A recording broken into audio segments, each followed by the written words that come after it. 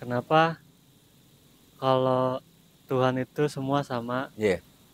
tapi penyebutannya beda? Kalau memang Tuhan itu sama, Iya, kenapa semua penyebutannya berasal dari beda? Tuhan yang sama. Ya, betul.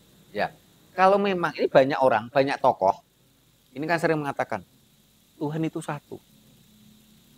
Cuman penyebutannya beda, katanya begitu kan. Nah, dari sini juga menandakan dan ini indikator kalau memang Tuhan itu lokal. Karena mereka menyebut dengan bahasa lokal. Apakah Tuhan itu sama? Apakah Tuhan itu satu? Enggak. Tuhan itu banyak. Yang tercatat aja ada 2.500 Tuhan. Yang tercatat. Apalagi yang tidak tercatat. Saya yakin suku-suku yang terasing, yang belum mengenal peradaban seperti kita, dia juga berdoa loh. Dia juga bersembahyang loh.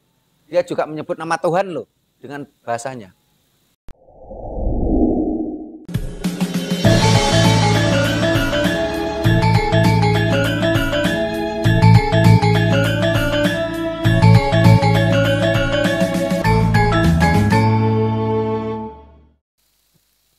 Rahayu.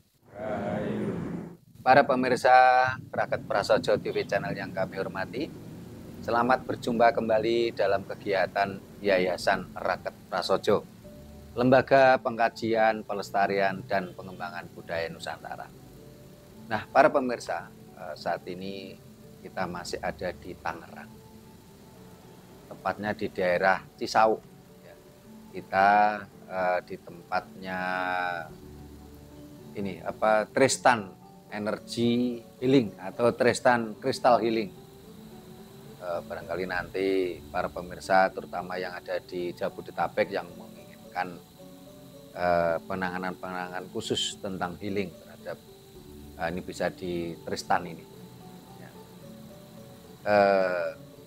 Mumpung di sini, mumpung ketemu sama teman-teman di sini, walaupun mengerucut tinggal 2 orang, yang lainnya udah mulai pulang karena memang udah malam. Tinggal Mas Tommy Sahrial sama Mas Sulistyo. Kita mencoba ngobrol santai. Nah, ini kita akan membawakan tema bahasa dalam kitab suci adalah bahasa lokal. Itu tanda budaya atau ajaran lokal, bukan ajaran semesta. Bahasan ini tentunya membuka wawasan pada kita semua. Berkali-kali kita sampaikan dalam catatan yang ada, bahwasanya di dunia ini ada 4.200 agama. Ya semuanya lokal gitu loh, karena memakai bahasa-bahasa lokal. Mulai dari penyebutan Tuhannya, bahasa yang dipakai dalam ajarannya, maupun ritus-ritusnya memakai budaya lokal. Dari mana ajaran tadi lahir? Ada 2.500 Tuhan.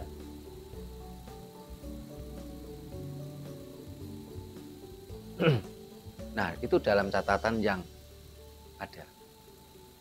Ini membuka wawasan pada kita. Tentunya pertanyaan berikutnya, apakah di Nusantara, khususnya Jawa, ini juga punya ajaran? Apakah ajarannya juga memakai bahasa lokal?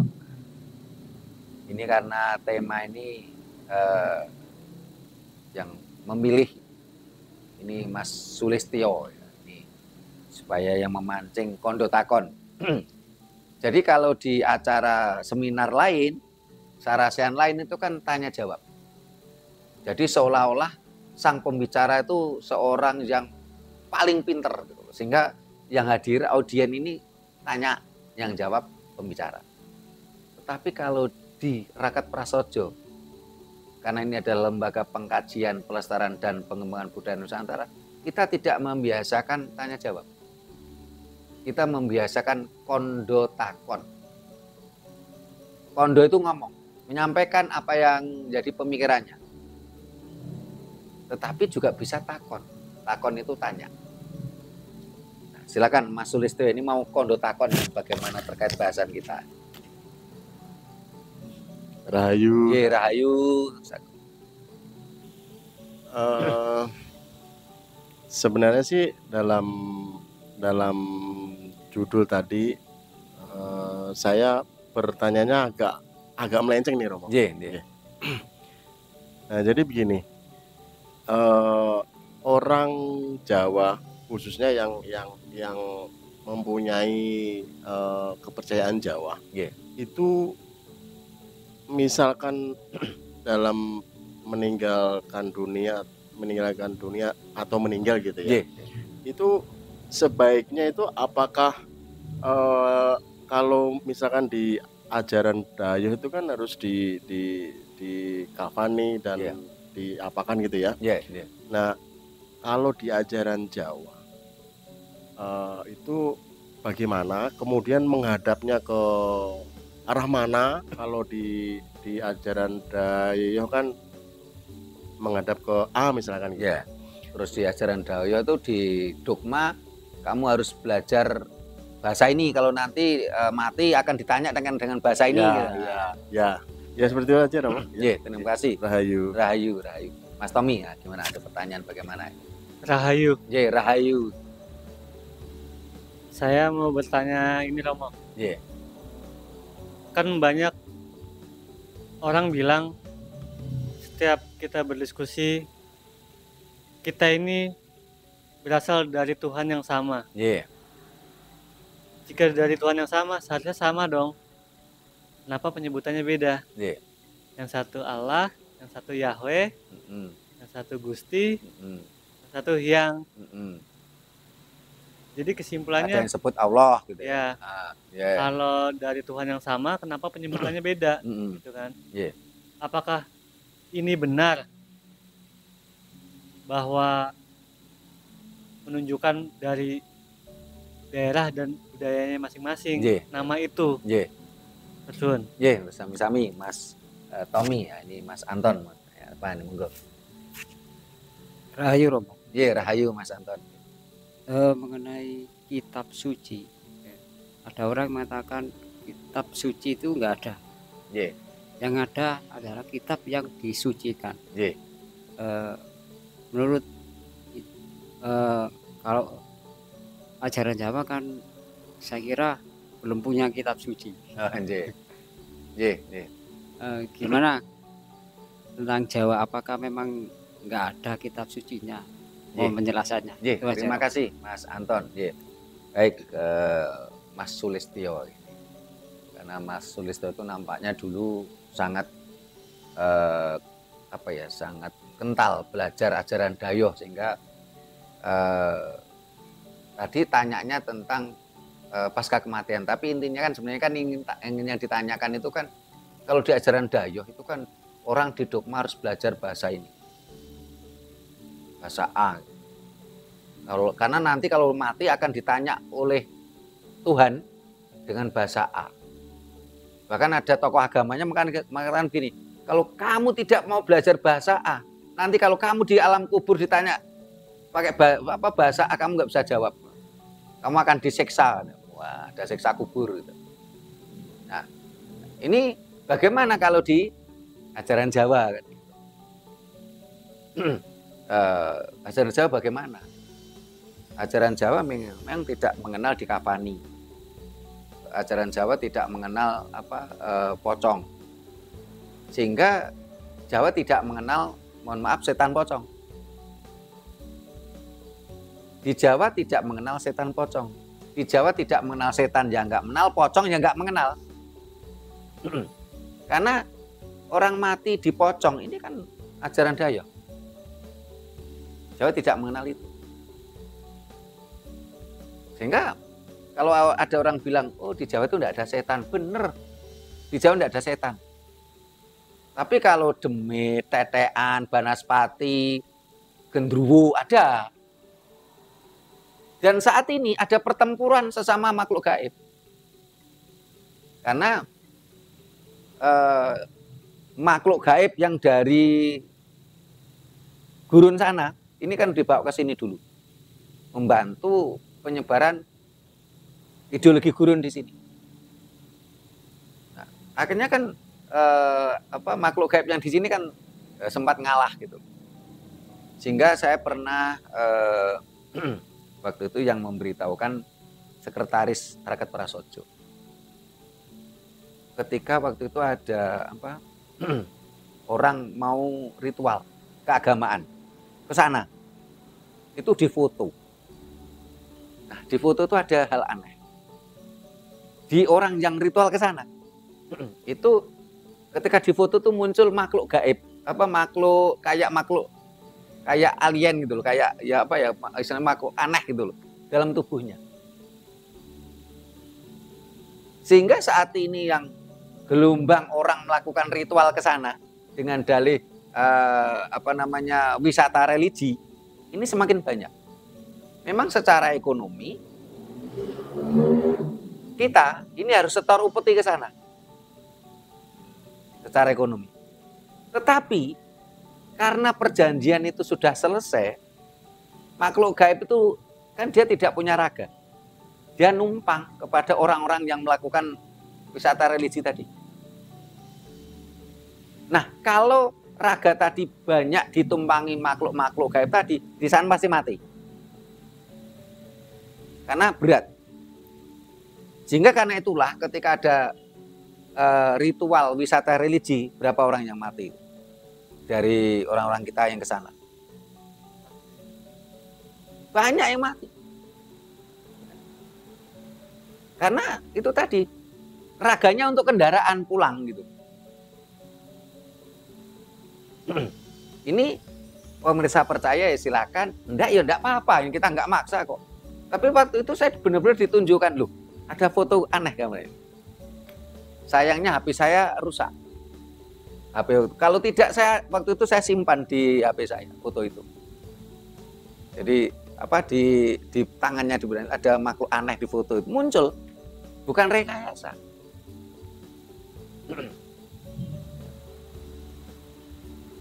Nah, jadi kalau di dalam ajaran Dawe tadi ada di pocong, ya, Jawa tidak mengenal. Terus di dogma nanti di alam kubur ditanya, Bapak, pakai bahasa A, Jawa tidak. Kalau di ajaran Dayo itu di dogma, orang mati itu harus menunggu raganya sampai hari pembalasan, hari kebangkitan katanya. Otomatis dia menjadi penghuni kuburan. Menunggu hari kebangkitan tadi, hari pengadilan katanya. Pertanyaannya, kapankah hari pengadilan itu tadi? Bahkan junjungan agama A tadi sudah meninggal sampai sekarang, udah berapa ribu tahun. Juga belum datang itu hari pengadilan.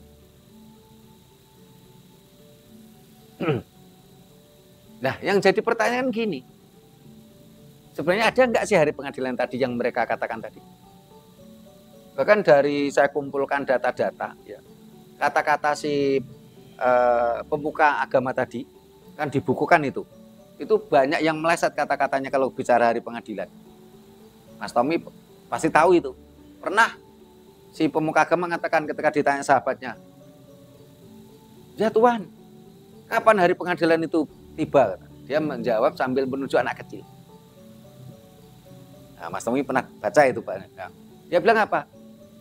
Anak kecil ini nanti, tidak tahu sampai tua atau tidak, dia akan datang itu hari pengadilan. Nyatanya orang anak kecil tadi udah meninggal sampai sekarang belum terjadi hari pengadilan.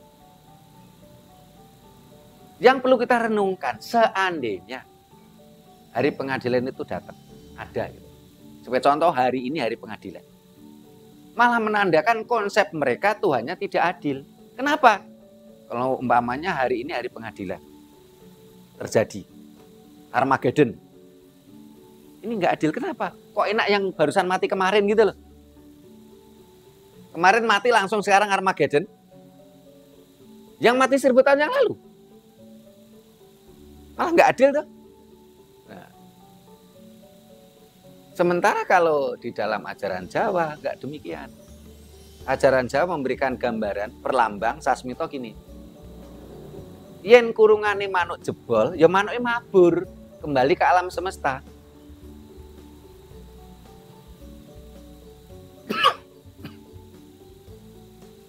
Nah, kurungan manuk ini gambarannya adalah raga manusia. Jebol. Jebol itu umpamanya karena sakit. Entah itu kecelakaan, entah itu karena sakit tua. Intinya kurungannya jebol. Raganya ini jebol, nggak bisa dipakai lagi. Otomatis burungnya terbang kembali ke alam semesta. Tidak mungkin. Nah, para pemirsa coba renungkan. Kalau para pemirsa itu memelihara burung. Karena sesuatu hal, tahu-tahu kurungannya jebol, rusak.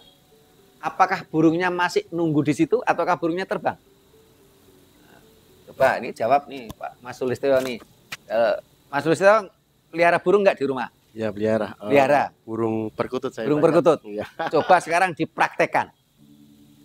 Sekali waktu ini rela nggak, kira-kira ikhlas nggak ini? Itu kurungan perkutut tadi dilempar sampai kurungannya jebol. Kira-kira burungnya tadi tetap di dalam kurungan ataukah burungnya terbang? Ya, tetap terbang. Terbang. Nah, ini logika sehat saja. Sehingga di dalam ajaran Jawa tidak mengajarkan dan mendogma kita ketika nanti raga ini tidak bisa dipakai, kita akan menjadi penghuni kuburan. Dia akan kembali ke alam semesta. Kemanakah ke alam semesta tadi? Ini yang jadi PR kita. Supaya si burung tadi kembali ke alam semesta. Bagaimana hidupnya Mas Sulistyo ketika raga sudah tidak bisa dipakai, hidupnya harus kembali ke Sang Maha Hidup. Yo, tidak menjadi penghuni kuburan, ya, nunggu raganya, tetapi juga tidak kesasar. Itulah sebabnya di dalam ajaran Jawa ada ilmu namanya ngelakoni mati sakjroning urip. Ketika kita masih hidup, kita belajar bagaimana hidupnya Sulistyo kembali ke Sang Maha Hidup. Supaya nanti kalau raganya Sulistyo rusak, hidupnya Sulistyo tidak kesasar. Itulah ada ilmu namanya ngelakoni mati sakjroning urip. Kita masih hidup, tapi kan ngelakoni mati. Orang mati itu bagaimana? Diam. Nggak ada ceritanya orang mati teriak-teriak gitu loh. Diam. Ini untuk menuju manunggaling kawula Gusti.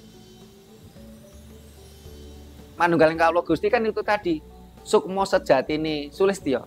Manunggal dumateng sukmo kawekas. Sukmo sejati kan sang hidup. Bahasa lainnya. Kembali ke Sang Maha Hidup atau sukmo kawekas. Terus pakainya bagaimana?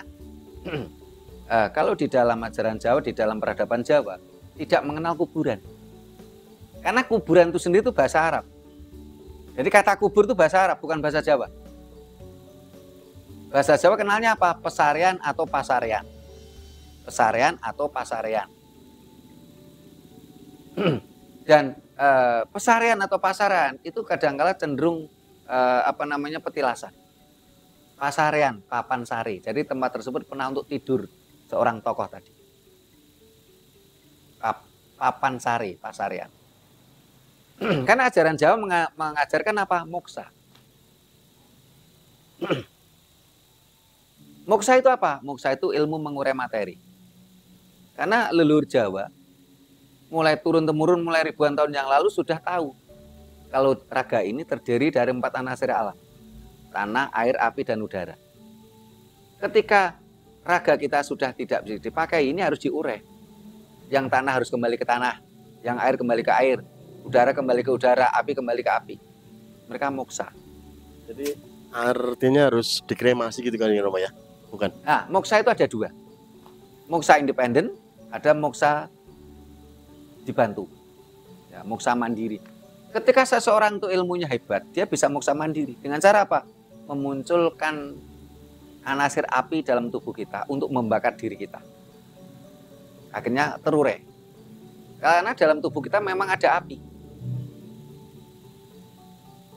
Terurai. Jadi moksa ini adalah ilmu mengurai materi. Bukan mati misterius loh ya. Mati misterius beda dengan moksa. Tetapi bagi orang yang ilmunya tidak tinggi, ini moksa dibantu. Yaitu di kremasi. Orang Jawa bilang dibesmi. Orang Bali bilang ngaben. Jawa itu dibesmi. Sehingga Jawa tidak mengenal kuburan. Jawa mulai mengenal kuburan itu pada masa akhir Majapahit. Sebelum itu tidak mengenal kuburan. Tetapi pada masa akhir Majapahit, kuburan itu pun juga tidak mujur ngalor ngidul. Tetapi ada dua filosofi, ada yang bundar.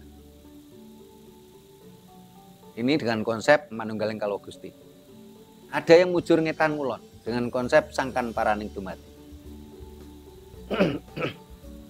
Nah, di situ tidak ada dogma harus kamu harus pinter bahasa Jawa karena nanti kalau mati kamu ditanya pakai bahasa Jawa. Kalau kamu nggak bisa menjawab dengan bahasa Jawa kan nanti kamu disiksa. Ajaran Jawa nggak seperti itu. Itu malah merendahkan Tuhan. Kok Tuhan taunya cuma bahasa Jawa? Dan itu menandakan bahasa lokal. Seperti tema kita tadi. Dalam kitab suci adalah bahasa lokal. Itu adalah tanda ajaran lokal. Bukan ajaran semesta. Kalau ajaran semesta tentunya memakai bahasa semesta. Kalau bahasa semesta, ajaran Jawa malah lebih cenderung bahasa semesta. Kenapa? Karena di dalam ajaran Jawa ada tuntunan. Berdoa dan bersembahyanglah dengan bahasa ibu. Tidak menyebut bahasa Jawa loh. Bahasa ibu. Apakah bahasa ibu itu bahasa Jawa? Tidak. Walaupun kita bukan orang kita ini orang Jawa. Nah, dalam kitab suci bahasa lokal. Itu tanda ajaran budaya lokal. Nah, para pemirsa biar tahu. Semua ajaran itu rata-rata lokal. Karena ajarannya memakai bahasa lokal. Bahasa Inggris, bahasa Arab, bahasa Ibrani, bahasa Israel, bahasa Jepang, bahasa Korea. Itu kan bahasa lokal, bukan bahasa semesta. Yang dimaksud bahasa semesta tentunya adalah bahasa yang bisa dipahami oleh seluruh orang. Bukan hanya dipahami oleh kelompok bangsa tertentu. Kalau di dalam ajaran Jawa kan dikafani. Apakah di Jawa itu terus pakai pakaian apa? Itu biasanya memakai pakaian kebesaran ketika dia hidup. Contoh, kemarin yang terjadi ketika meninggalnya Mangkunegara. Jadi Raja Mangkunegara itu tidak dikafani, tapi dipakaikan pakaian kebesarannya. Begitu juga dengan ini Pakubono, sama, tidak dikafani. Terus pertanyaannya Mas Tommy. Mas Tommy tadi apa Mas pertanyaannya Mas? Kenapa kalau Tuhan itu semua sama, tapi penyebutannya beda? Kalau memang Tuhan itu sama, kenapa semua penyebutannya berasal beda? dari Tuhan yang sama. Ya betul. Ya, kalau memang ini banyak orang, banyak tokoh, ini kan sering mengatakan Tuhan itu satu, cuman penyebutannya beda, katanya begitu kan. Nah, dari sini juga menandakan dan ini indikator kalau memang Tuhan itu lokal. Karena mereka menyebut dengan bahasa lokal. Apakah Tuhan itu sama? Apakah Tuhan itu satu? Enggak. Tuhan itu banyak. Yang tercatat aja ada 2.500 Tuhan. Yang tercatat. Apalagi yang tidak tercatat. Saya yakin suku-suku yang terasing, yang belum mengenal peradaban seperti kita, dia juga berdoa loh. Dia juga bersembahyang loh. Dia juga menyebut nama Tuhan loh dengan bahasanya. Memang saat ini banyak tokoh-tokoh dengan dalih toleransi. Dia mengatakan Tuhan itu satu. Cuman penyebutannya beda. Sekarang kita renungkan, benarkah perkataan tersebut? Ternyata perkataan itu tadi tidak benar. Apa buktinya? Di dalam kitab suci ajaran A, saya tidak perlu sebut namanya ya, ini dalam memperspektifkan Tuhan ya, ini bermusuhan dengan Tuhan menurut perspektif kitab suci sebelah, atau anggap aja apa ya, istilahnya I gitu ya. Loh, kalau memang Tuhan itu sama, Tuhan itu satu, kok ini berseberangan, bermusuhan? Bahkan gara-gara huruf A sama huruf O mereka membunuh berapa juta orang mati? Oh, 4 miliar. Banyak sekali ini. Oh, dari pertama ya. Nah, kalau yang saya pernah baca itu jutaan lah, nggak sama, jutaan ya. Hanya rebutan menyebut, yang satu menyebut Tuhan memakai vokal A, yang satu menyebut Tuhan dengan memakai vokal O. Rebutan nama Tuhan, jutaan manusia mati. Dan Tuhan menurut perspektif A ini bermusuhan dengan Tuhan menurut perspektif O. Sehingga kalau menurut saya, sebelum kita bertuhan, lebih baik kita berkemanusiaan lebih dulu. Jangan belajar bertuhan dulu lah, jangan merasa kita bertuhan kalau kita belum berkemanusiaan. Sederhana saja.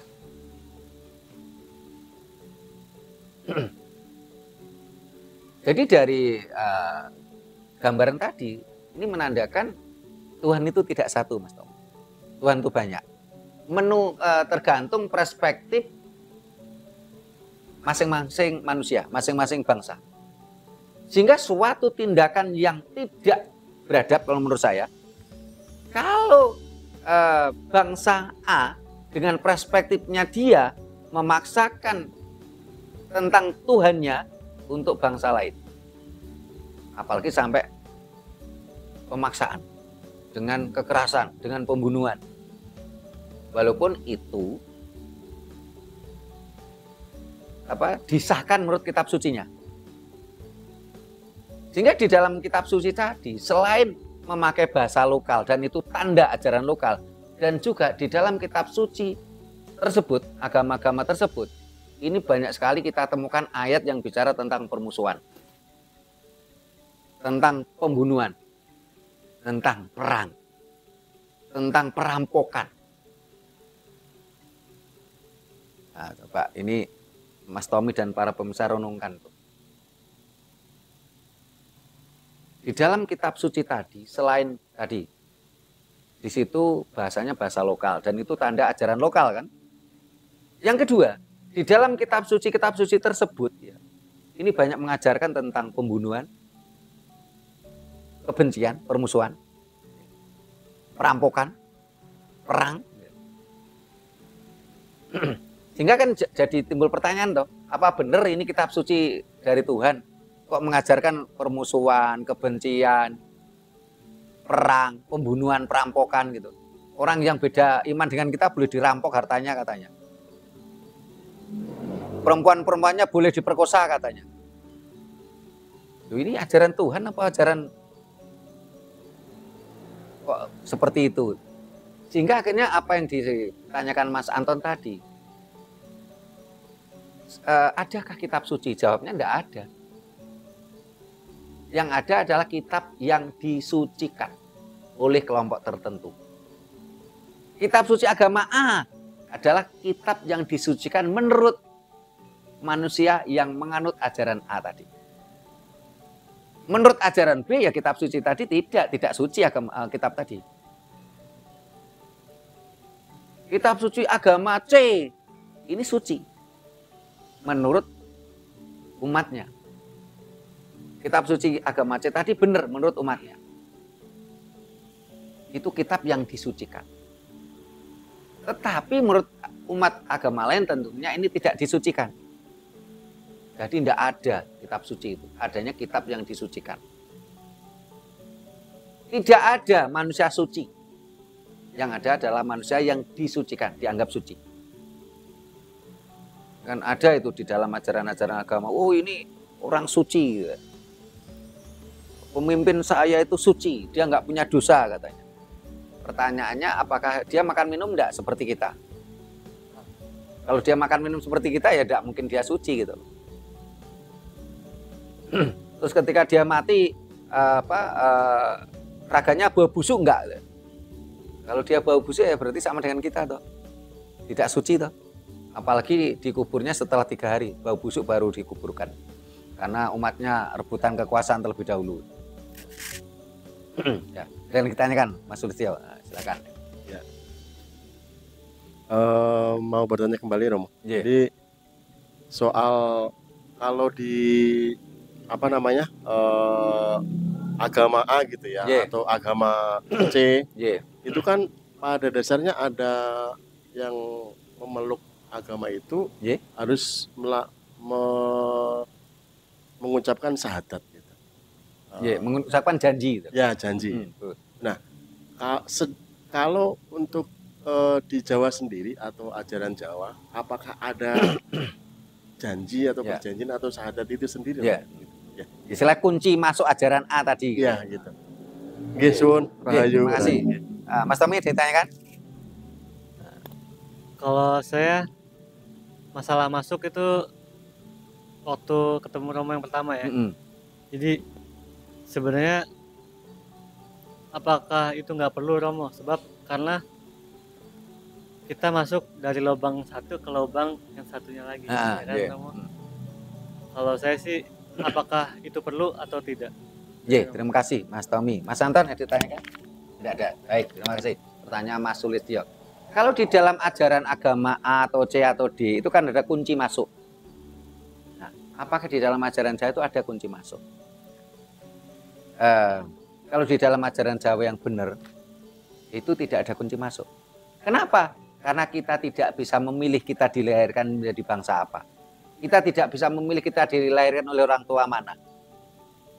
Dan ketika itu ya kita sudah otomatis masuk toh. Emang Mas Sulistyo bisa waktu itu masih ingat tanya ke Tuhan, Tuhan, saya minta dilahirkan menjadi lahir dari orang tua Jawa kan enggak toh. Ajaran Jawa itu realistis, kasunyatan.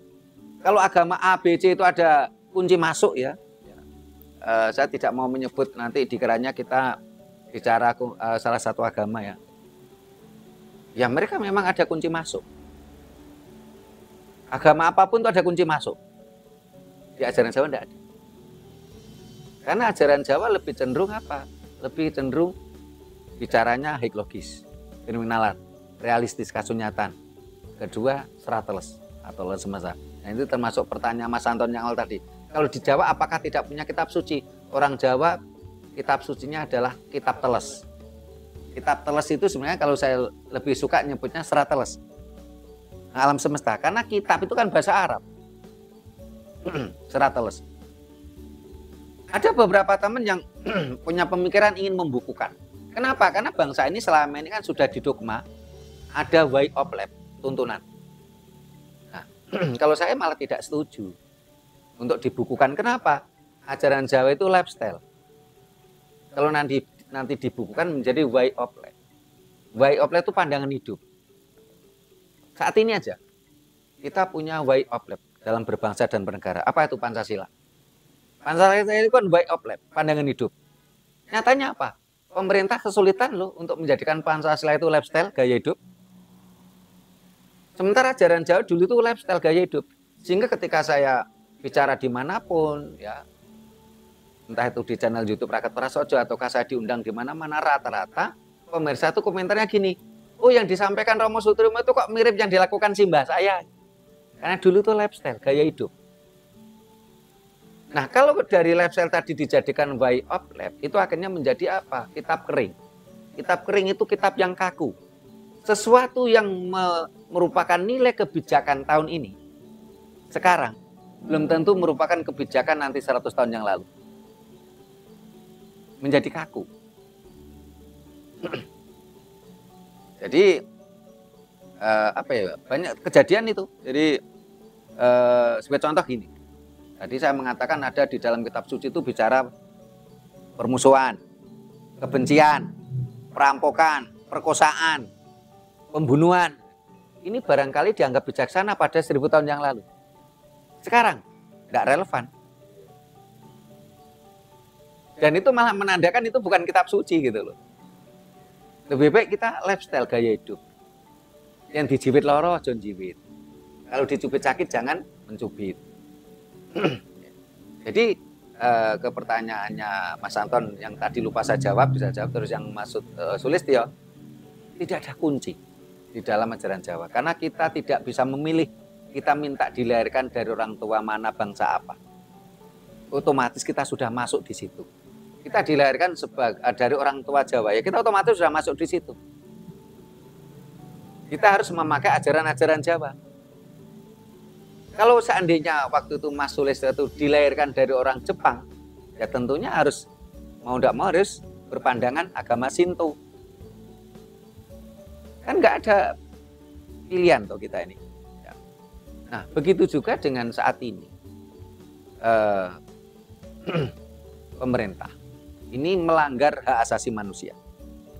Karena pemerintah Orde Baru pada waktu itu membuat peraturan pemerintah setiap warga negara Indonesia harus memeluk agama yang diakui oleh pemerintah. Ini kan melanggar hak asasi manusia, melanggar kemerdekaan ini. Bahkan saat ini terus terjadi itu. Banyak bayi-bayi yang baru lahir di rumah sakit, di bidan langsung dipaksa beragama.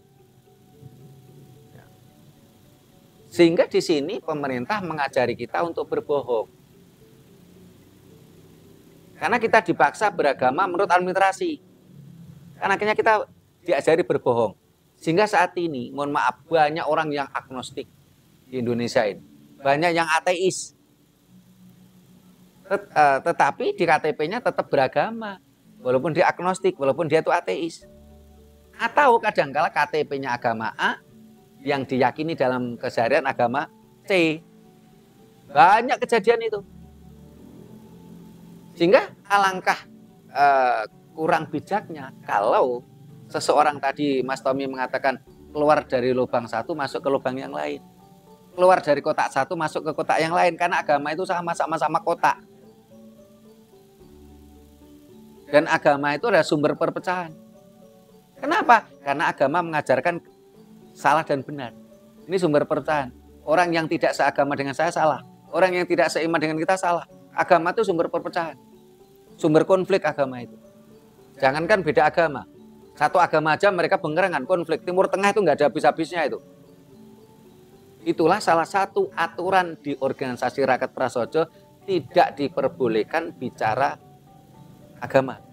Bicara ajaran dogmatis. Karena kita bicara fakta.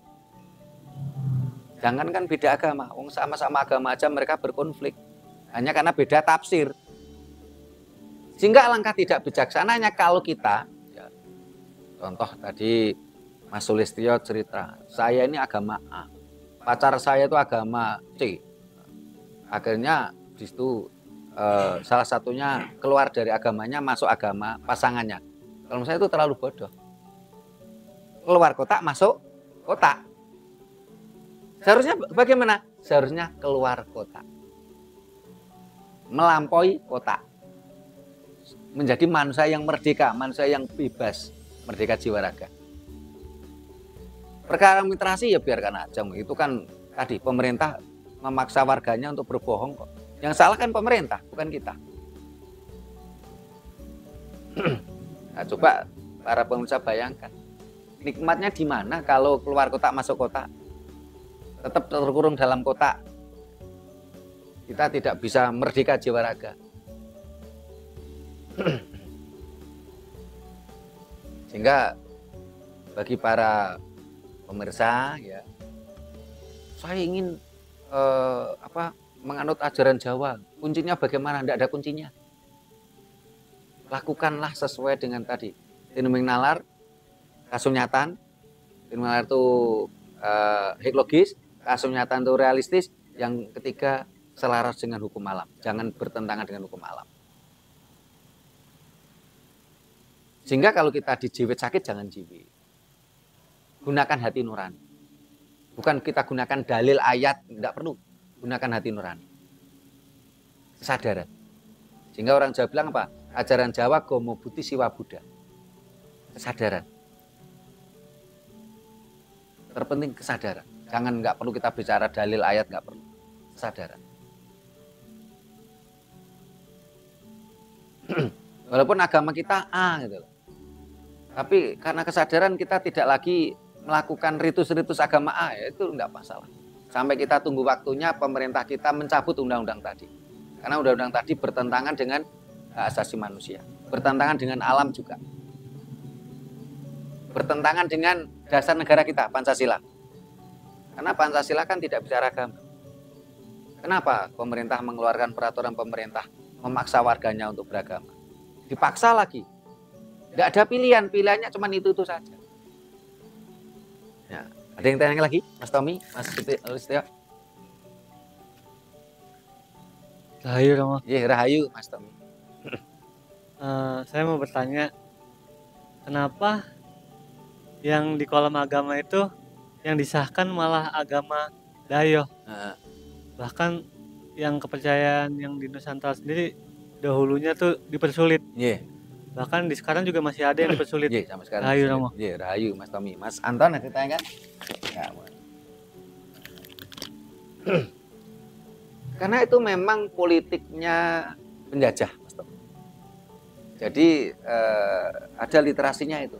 Itu dari peraturan pemerintah Hindia Belanda nomor 158 tahun 1891 kalau nggak salah. Kalau tahunnya silakan dicek.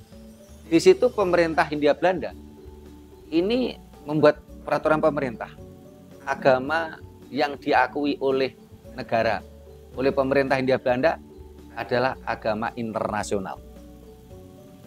Nah, agama internasional itu apa? Islam, Kristen, Katolik. Ya.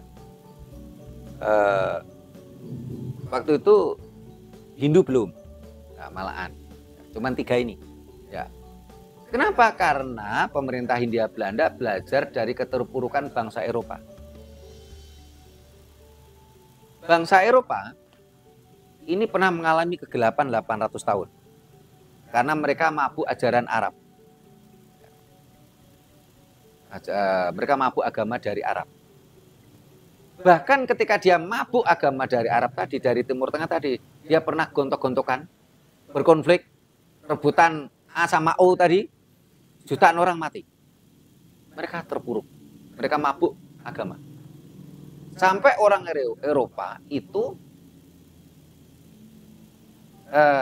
ada gerakan namanya Renaissance, revolusi Renaissance, revolusi industri, revolusi gereja. Mereka sadar betul.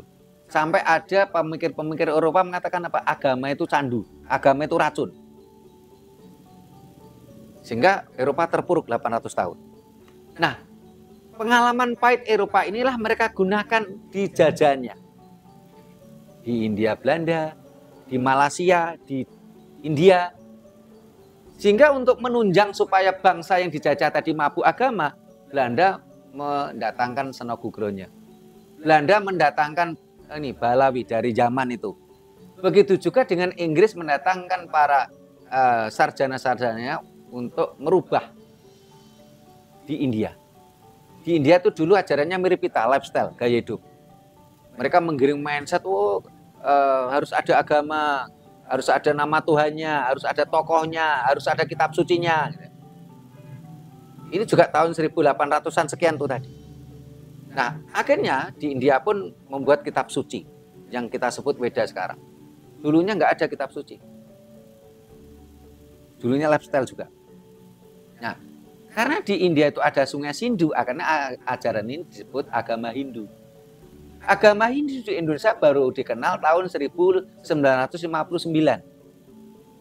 Diakui oleh negara baru tahun 1969. Ini undang-undang tadi yang berbunyi setiap warga negara Indonesia harus memeluk agama yang diakui oleh pemerintah tadi. Sehingga kalau ada orang bilang Majapahit bukan kerajaan Hindu, benar. Kerajaan Medang Kamulan yang mendirikan Borobudur Prambanan bukan kerajaan Buddha, benar. Karena ajaran dulu yang diyakini leluhur kita adalah ajaran Jawa, Gomo Buddhi Siwa Buddha. Bukan agama Hindu, bukan agama Buddha.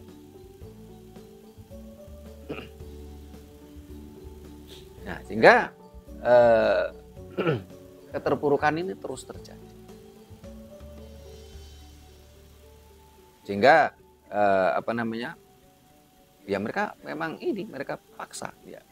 Sehingga agama-agama di Eropa yang mampu bertahan adalah yang mereka mencoba akulturasi. Coba mohon maaf saudara-saudara Nasrani, entah itu Kristen, entah itu Katolik. Orang Eropa memodifikasi patung-patung Bunda Maria, patung-patung Yesus. Ini kan mirip orang bule semua. Orang Eropa. Padahal Yesus ataupun Bunda Maria kan orang Arab. Orang Yerusalem. Nah, baru dengan cara itu bertahan. Sementara agama yang lain kan nggak mau seperti itu, ya nggak bertahan di Eropa habis. Sehingga agama di Eropa yang bertahan cuma itu, karena tadi dia mengalturasi seolah-olah ini adalah ajaran Eropa. Coba lihat ini teman-teman Nasrani, patung Yesus, patung Bunda Maria, semuanya kan seolah-olah bule itu dari Eropa. Padahal kan jelas Yesus dan Bunda Maria kan orang Arab. Bahkan ada orang sebelah itu kalau kita bilang ajaran Arab mereka ikut baper. Padahal ajaran Arab nggak cuma satu itu. Di Arab tuh ada agama yang mirip tuh ada 11. Jadi kalau kita bicara ajaran Arab tuh belum tentu mengarah pada agama A tadi. Nampak mereka kurang dewasa gitu malahan. Kalau orang Jawa bilang apa? Kopine kurang kental, kuotane kurang akeh, meleke kurang bengi, lungone kurang adoh gitu loh. Ketika mereka memandang rendah kita kan karena dia mengukur baju dia sendiri gitu. Nah, ada lagi yang mau ditanyakan ini, Mas Tommy, Mas Tulis, silakan. Kalau di ajaran atau agama ABCD, dalam hal untuk makan misalkan atau masuk ke kamar mandi misalkan, kemudian mau tidur, bangun tidur, nah itu kan ada doanya, harus pakai bahasa sana. Ya, nah sedangkan di ajaran Jawa, apakah ada juga atau bagaimana gitu loh? Sun, gitu. Terima kasih Mas Sulisyo. Mas Tommy, ditanyakan? Ya, itu kalau menurut saya menandakan kita ini seperti robot. Semuanya diatur. Mau kencing doanya begini, harus bahasa Arab lagi. Mau mau mandi doanya gini, mau makan begini. Kita mau mandi, mau kencing, mau makan, mau tidur, bahkan mau menyetubuhi istri kita. Tanya orang Arab gitu loh. Kok kita ini nggak jadi manusia merdeka gitu loh. Ya, memang bagi orang-orang yang tidak mau berpikir, ajaran Dayu itu ajaran paling nyaman memang. Tapi bagi orang yang berpikir, tidak mau. Karena itu sudah merampas kemerdekaannya. Nah, kalau di ajaran Jawa tidak ada itu dogma seperti itu. Sehingga kita juga sangat menyayangkan ketika orang-orang penggiat budaya Nusantara khususnya budaya Jawa ini menciptakan dogma baru. Menciptakan kunci baru. Nah, ini tadi yang ditanyakan Mas Tommy tapi belum sempat dijawab tadi. Kita prihatin gitu loh. Suatu bangsa tidak akan maju kalau mabuk dogma. Entah itu dogma asing maupun dogma lokal. Biarkan manusia itu berkembang dengan segala kreativitasnya. Kenapa? Karena manusia lahir tidak dibekali kitab suci. Manusia lahir dibekali otak, nalar. Gunakan nalarnya. Dengan pedoman tadi, tinuming nalar, kasunyatan, serat teles. Itu pedomannya. Dengan menggunakan hati nurani. Karena orang baik atau buruk ini tergantung hati nuraninya, bukan kan agamanya. Sehingga banyak orang berkonflik saling bunuh hanya karena agama. Tapi kalau mereka menggunakan hati nurani tidak bisa. Dia tidak mau saling membunuh. Jangankan bunuh, kira-kira berkata kotor ke Mas Sulistyo aja tidak mau. Karena hati nurani. Jadi misalnya di dalam ajaran saya tidak perlu itu doa-doa yang dogmatis seperti itu. Kita mau mengerjakan apa-apa berdoa boleh. Tetapi tuntunannya adalah bahasa ibu tadi.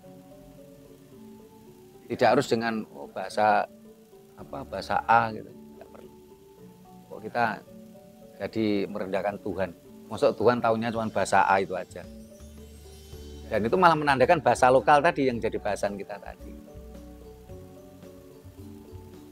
Ada lagi yang tanyakan? Apakah bahasa dalam kitab suci menjadi penanda ajaran atau budaya lokal? Itu otomatis iya jawabannya. Jadi bahasa di dalam kitab suci yang memang bahasa lokal tadi itu menjadi penanda. Kalau ajaran tadi ajaran lokal.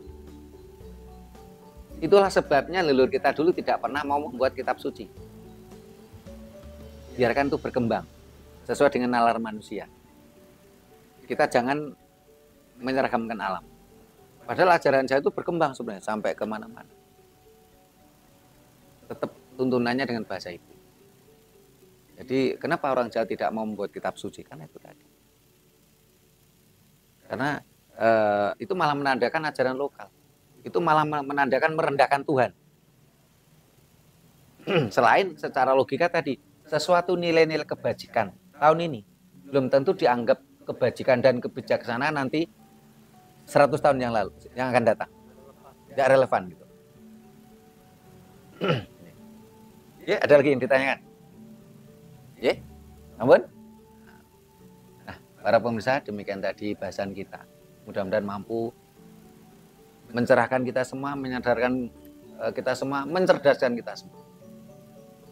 Bahasa dalam kitab suci adalah bahasa lokal dan itu tanda ajaran lokal. Apakah ajaran Jawa itu bukan ajaran lokal? Iya, ajaran lokal. Nah, sama-sama lokal, kenapa kita tidak memakai ajaran leluhur kita sendiri? Kenapa kita harus pinjam milik orang lain dan harus bayar sewa mahal lagi? Berapa triliun uang negara kita dihambur-hamburkan untuk pembinaan bahasa asing tadi. Sangat tidak relevan, sangat tidak etis, sangat tidak manusiawi, sangat merendahkan diri kita sebagai bangsa yang besar. Sampai di sini dulu bahasan kita, mudah-mudahan mampu mencerahkan kita semua. Bila mana ada kata-kata kami yang kurang berkenan, tata krama kami yang kurang memadai, kami mohon maaf. Terima kasih. Sampai jumpa di kegiatan kita yang lain. Otomatis juga di daerah yang lain. Karena besok kita sudah akan kembali ke Kota Malang. Terima kasih. Rahayu.